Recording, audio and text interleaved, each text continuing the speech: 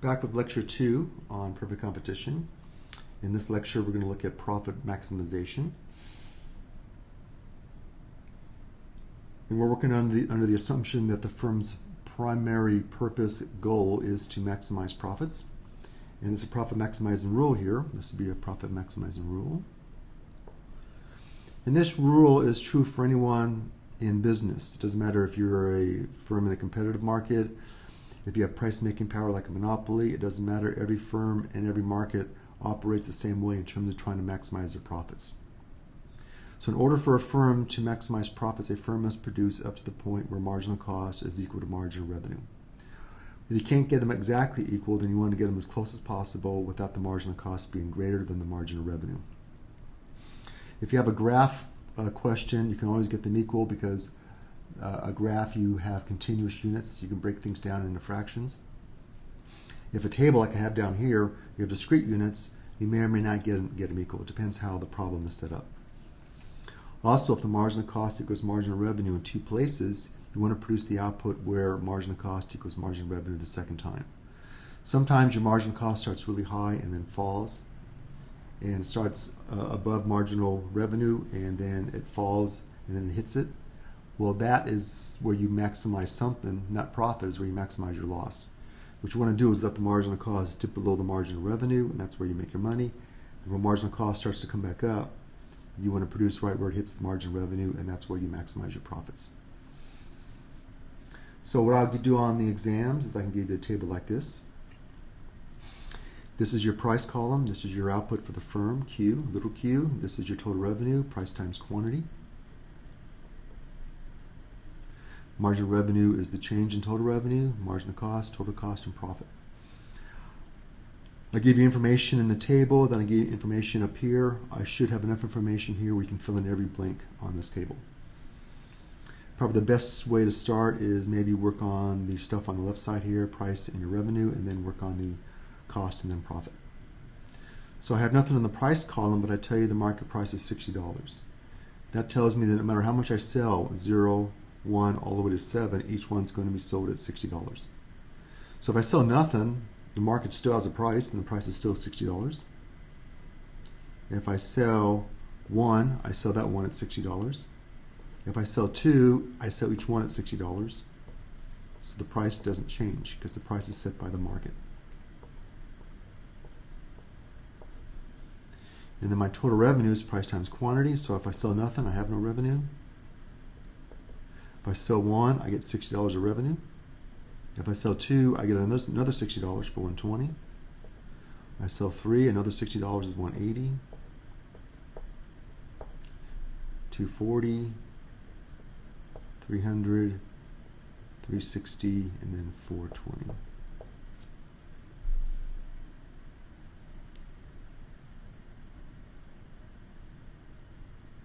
My marginal revenue is my change in total revenue. When I sell one more, how much does my revenue increase by? Well, we already know that marginal revenue is equal to the price, and so it's going to be $60 all the way down. Except we don't have any number there because mathematically there's no change yet. But if I sell 1, it goes from 0 to 60. Every time I sell one more, I get $60 more.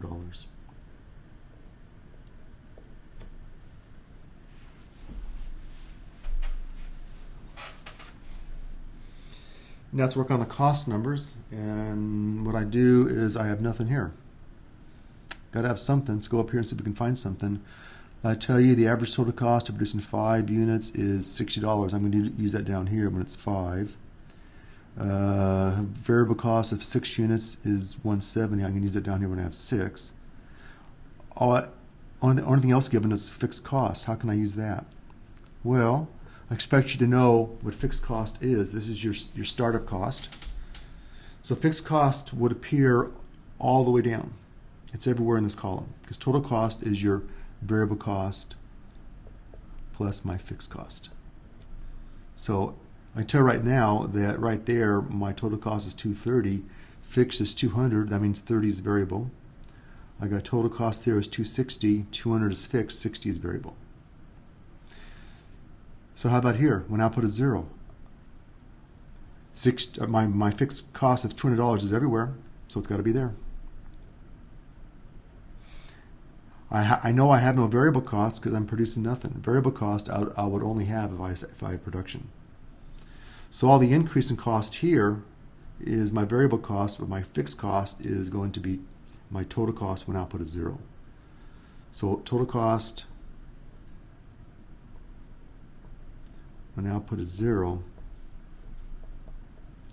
is only fixed cost. And then I gave you the marginal cost of making the first one. That tells me my total cost goes up by $20 if I make the first one. I put down $200 to start my business. Maybe I signed a month lease for this business, and I want to produce the first unit of output. It's going to add $20 of cost, so I simply add 20 to 200 for 220. And this time I gave you the total cost. I don't have the marginal, but I know the increase in total was 10. That's the marginal cost. And I go back the other way. I have the marginal cost of the third one is 10. My total cost is 230 for 2. 10 more cost makes it 240. And then my total cost goes up by 20. That'd be my marginal cost. And then I have nothing here. Well, I have average total cost of producing 5 units is $60. Well, if I have the average total cost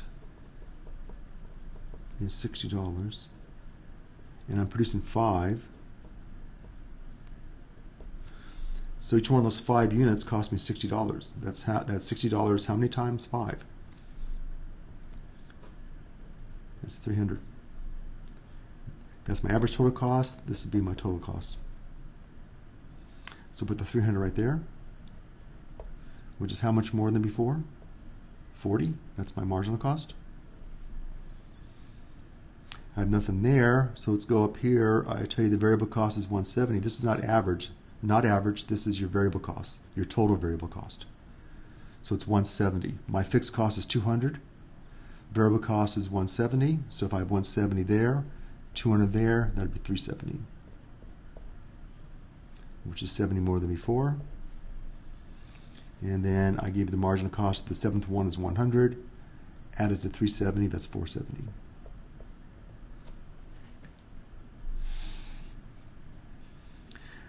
On the exam, I would probably ask you where's diminishing returns. And diminishing returns, you look at one thing and one thing only, your marginal cost. There's 2 ways to find diminishing returns. One way is through marginal product, which is not here. The other way is through marginal cost. My marginal cost is 20 initially, then it falls to 10, flattens out, starts to rise. Starts to rise right there at output number 4. So you would see on the test the diminishing return starts with output number 4. If I ask you why, it's because that's the first output where marginal cost is higher than the previous number. And then it keeps going up, and so these 4 right here, you would have diminishing returns. These 3 here, you would have increasing marginal returns, or I guess 10 to 10 is not really increasing, but it's not diminishing. It's constant. Okay. Now we can do the profit column, which is total revenue minus total cost. But before I do that, I'm going to show you I don't need to know the profit to figure out where we maximize our profits. All I got to do is look at the profit maximizing rule. Just look at these two things. What I want to do is to manage the cost is falling or flat. And so here my marginal cost is falling. It actually starts below marginal revenue, so it's not going to be 2 spots that's going to cross it. And so it's just below it here. So what I want to do is I want to fast forward to where I have diminishing returns, because that's where I want to look at each one by one. So what I want to do, if I'm going to produce any output, I want to take advantage of marginal cost falling and being flat, and then be careful when marginal cost starts rising. So once it starts rising, I want to look at the marginal revenue and ask yourself the question, if I am going to go into production, which we really don't know until we have the final number over here. All we can find over here is the best production number if we do produce. If we can't cover our variable costs, then we're not going to do anything, which we'll talk more about later on in this lecture. So let's look at the 4th one. Would you produce the 4th one? If you decided you will produce, would you make the 4th one? And the answer is yes, because the 4th one would cost you $20 to make. And how much money does it bring in? 60. Well, I'm willing to take $20 of my money to get 60 back. So here my marginal cost is below my marginal revenue. or my margin of revenue is above marginal cost, same thing. Would you make the fifth one? And the answer is yes, because $60 is more than 40. That brings in 20 additional dollars. And would we make the sixth one? And the answer is no, because marginal cost is greater. So we didn't get them equal. What we want to do is go back up here, or as close as possible without the marginal cost being greater. And that's right here at output number 5. We don't want to make the sixth one because we're going to throw money away. It's going to take, there's no reason to take $70 of our money to get 60 back. That's simply just throwing $10 away. In the seventh one, we would throw $40 away. And I'm not in favor of throwing any money away. So you would say on the test that number 5 is the profit maximizing output, because that's where we got marginal cost and marginal revenue as close as possible without the marginal cost being greater. So without even doing the profit column, I know where I would maximize profits if we do produce. So the next step is to do the profit numbers over here and see overall what this 5 is. This 5 is the best point. I know the 5 is the best point from 1 down to 7. Not sure about 0. If they're all losses, then 5 could actually be worse than this one here. But I know for a fact that 5 is the best number of 1 through 7. I'll stop there and we'll come back and we'll do the last column and then do some more examples of profit maximization in the part 2 of this lecture.